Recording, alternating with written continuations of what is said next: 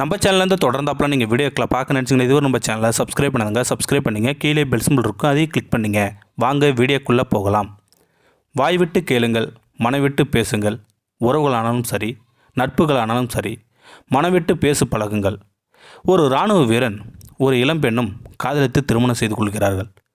3 மாதத்தில் போர் ஏற்பட இராணுவ வீரன் போருக்கு போக வேண்டியதாகி விடுகின்றது.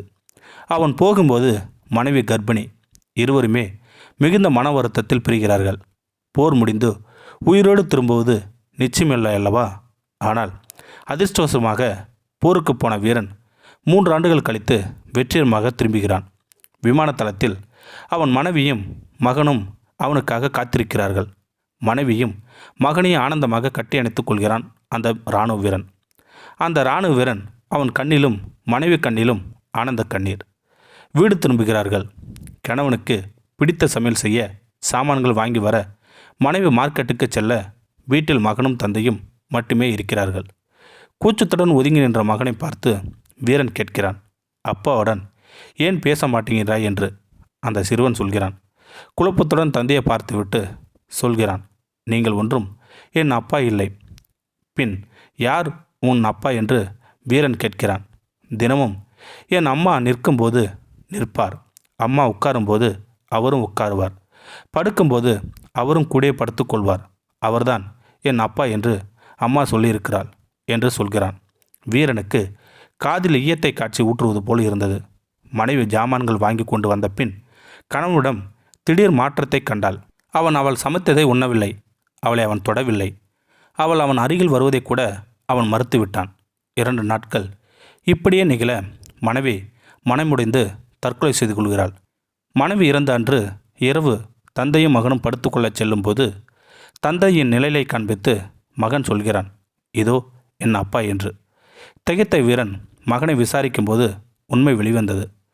தாயின் நிலையை பார்த்து மகன் ஒரு நாள் இது யார் என்று வெகுளித்தனமாய் கேட்டபோது மகன் தந்தை அருகில் இல்லாத குறையை உணரக்கூடாது என்று அவள் இதுதான் உன் தந்தை என்று சொல்ல சிறுவன் அன்றிலிருந்து அந்த நிலையிலே தந்தையாக நினைத்து வந்திருக்கின்றான். வீரன் தாங்க முடியாத குற்ற உணர்ச்சியாலும் துக்கத்தாலும் மனமுடிந்து போகிறான். இந்த கதையில் மகன் சொன்னதை கேட்ட வீரன் தன் மனைவியுடன் விளக்கம் கேட்டிருக்கலாம். மனைவியும் கணவனிடம் நடவடிக்கை பற்றி விளக்கம் கேட்டிருக்கலாம். இருவரும் வெளிப்படையாக மனவிட்டு பேசியிருந்தால் அவர்கள் வாழ்க்கை ஆனந்தமாக சென்றிருக்கும்.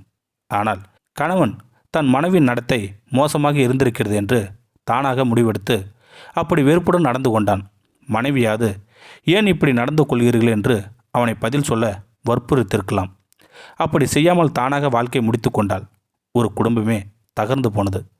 வாய்விட்டு கேளாமல் மனவிட்டு பேசாமல் இருந்ததான் அல்லவா எதையும் தவறாக புரிந்து கொள்வது, தவறாக ஆக்கிவிடுவதும் சுலபமாக சந்தேக கண்ணாடி வைத்து பார்க்கும்போது எதற்கும் எத்தனை தப்பான அபிப்பிராயங்கள் நம்மால் காண முடியும். இந்த முட்டாள்தனத்தில்தான் பலியாவது உறவுகளும் நட்புகளும் சந்தோஷங்களும் தான். புரியாத போது வாய்விட்டு கேளுங்கள். முரண்பாடாக நடந்து கொள்வது தோன்றும்போது ஏன் என்று வெளிப்படையாக கேளுங்கள். நீங்களாக அனுமானிக்காதீர்கள். அதேபோல் நீங்களும் வழக்கத்திற்கு மாறாக நடந்து கொள்வீரானால் ஏன் என்பதை வெளிப்படுத்துங்கள், தெளிவுபடுத்துங்கள். அவர்களுக்கு புரியும் என்று நீங்களாக நினைத்து கொள்ளாதீர்கள். தவறு என்று நினைப்பதே உங்கள் குடும்பத்தினரும் சரி, நண்பர்களும் சரி கண்டிப்பாக தெரிவியுங்கள். அதை கேட்டு அவர்கள் சொல்லும் காரணங்கள் நியாயமானவர்களாக கூட இருக்கலாம். அப்படி இல்லை என்றாலும் நீங்கள் சொன்ன பிறகு தவறு என்பதை புரிந்து அவர்கள் தெரிந்து கொள்வதும் மீண்டும் அப்படி செய்யாமல் இருக்கவே வாய்ப்புகள் உள்ளன அல்லவா? இப்படி அவ்வப்போது சரி செய்து கொள்ள வாய்ப்புகள் ஏற்படுத்தி கொள்வது மனம் விட்டு பேசுவதாலேயோ சாத்தியமாகிறது. அப்படி செய்யாமல் போகும்போது லேசாக எழும் விரிசல் அதே போன்ற தொடர் செய்கைகளால் பெரிதாக கொண்டே வந்து பிரிவினை ஏற்படுத்தி விடுகிறது.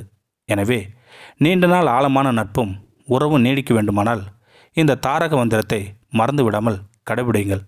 வாய்விட்டு கேளுங்கள், மனவிட்டு பேசுங்கள். இந்த வீடியோ உங்களுக்கு பிடிச்சிருந்தா கமெண்ட் பாக்ஸில் கமெண்ட் பண்ணுங்கள். கூட உங்கள் ஃப்ரெண்ட்ஸுக்கு ஷேர் பண்ணுங்கள். இதுவரை நம்ம சேனலை சப்ஸ்கிரைப் பண்ணுங்கள். கீழே பெல் சிம்பிள் இருக்கும், அதையும் கிளிக் பண்ணுங்கள். தேங்க்யூ ஃபார் வாட்சிங்.